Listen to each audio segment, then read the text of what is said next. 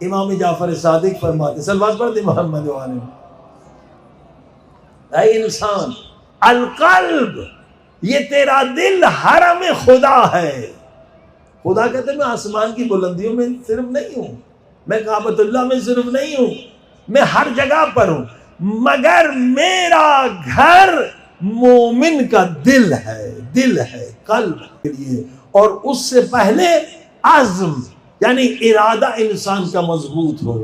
اسی لیے نماز تہجد کی فضیلت زیادہ ہے، کیونکہ سو کے اٹھنا ہے، یہ نہیں کہ پوری رات جاگیں، بستر کو چھوڑنا ہے، گرمی سردی کا خیال رکھنا ہے، اس کا خیال نہیں رکھنا، اللہ سے ملاقات کرنی ہے۔ تو عزم یعنی مضبوط ارادہ۔ البتہ یہاں پر علماء نے بحث کی ہے، عزم ارادے میں فرق بھی ہے، لیکن بہرحال آسانی کے لیے سمجھانے کے لیے عزم، مضبوط ارادہ ہوگا تو انسان یہ سفر کرنے میں کامیاب ہوگا۔ اور عزم کے بعد کیا ہے؟ اچھا، عزم کو یا ارادے کو مضبوط کیسے بنائیں؟ حضرت آیت اللہ بہجت سے ہم نے پوچھا تھا نماز فجر کے بعد، یہی مسجد میں، مسجد فاطمہ سلام اللہ علیہ، تو ہم نے کہا صاحب ارادے کو کیسے مضبوط کریں؟ فرمایا نماز فجر کے بعد یہ ذکر 100 مرتبہ کریں تو ارادہ مضبوط ہوتا ہے۔ بسم اللہ الرحمن الرحیم، لا حول ولا قوت الا باللہ العلی العظیم۔ البتہ ہر نماز کے بعد بھی کہیں تو اور اچھا، اس سے ارادے میں مضبوطی آتی ہے، کیونکہ اصل تو پہلے ارادہ ہے نا، انسان کا ارادہ مضبوط ہوگا تو انسان آگے خدا کی ملاقات یعنی اسماء خدا کی تجلیوں کو حاصل کرے گا، جو سب سے بلند ترین مقام ہے۔ اور اگر اس کو سمجھنا ہے تو آپ مناجات شعبانیہ کی شرح پڑھ لیں۔ مناجات شعبانیہ وہ دعا ہے جو ہر معصوم نے پڑھی ہے۔ دعا کمیل مولا علی نے پڑھی ہے، دعا ابی حمزہ صومالی امام زین العابدین کی دعا ہے، ٹھیک ہے، مگر ایک ایسی دعا ہے جو ہر معصوم نے پڑھی ہے، مگر افسوس کہ ہم میں سے بعض سوروں نے ابھی تک نہیں پڑھی، اتنی اہم ہے۔ وہ کیا ہے؟ وہ ہے مناجات شعبانیہ۔ اس میں ساری بحث لقاء اللہ کی ہے، اس میں ساری بحث اسماء خدا کی تجلیوں کی ہے، اس میں ساری بحث روحانی مقامات کی ہے، اور اس میں جو شرائط ہے وہ بھی بتائے۔ الہی حبلی کمال انقطاع الیک، یہ شرط ہے اللہ کے اسماء کی تجلیوں کی۔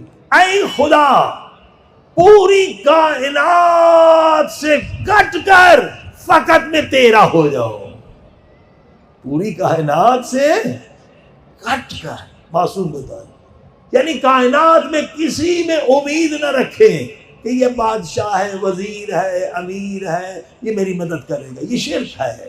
صرف خدا میں مدد کی امید، اور خدا کے محبوبوں میں، انبیاء اولیاء میں، کسی عام انسان میں کوئی امید نہ رکھیں۔ شرک افعالی، شرک صفاتی، یہ دو بڑی بحثیں ہیں۔ اس سے انسان جب پاک ہو جاتا ہے تو مقام انقطاع، یعنی پوری دنیا سے کٹ کر میں فقط تیرا ہو جاؤں، یہ منزل عشق ہے عزیز۔ اور خدا جب بندے کو دیکھتا ہے کہ یہ بندہ کامل ہے، پاک ہے، محبت خدا آپ کے ہمارے ہاتھ میں نہیں ہے کہ ہم محبت حاصل کر لیں، نہیں، محبت خدا خود ڈالتا ہے۔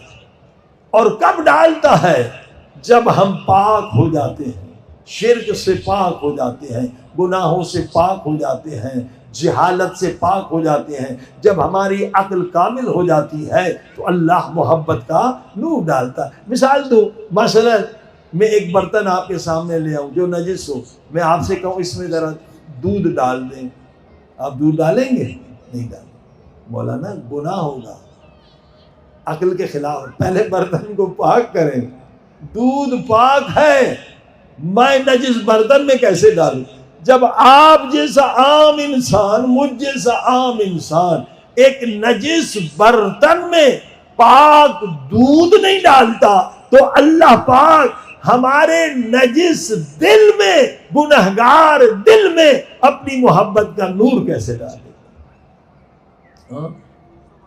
ایک تو گناہ سے دل نجس ہو. امام جعفر صادق فرماتے، صلوات پڑھ دیں محمد والے، اے انسان، القلب، یہ تیرا دل حرم خدا ہے. خدا کہتے ہیں میں آسمان کی بلندیوں میں صرف نہیں ہوں، میں کعبۃ اللہ میں صرف نہیں ہوں، میں ہر جگہ پر ہوں، مگر میرا گھر مومن کا دل ہے، دل ہے، قلب ہے.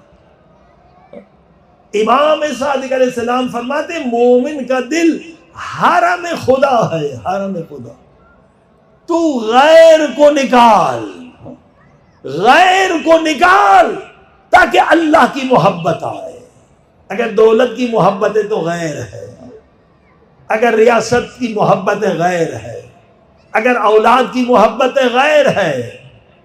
کسی کی محبت بھی اگر خدا کی محبت سے زیادہ ہے تو شرک ہے.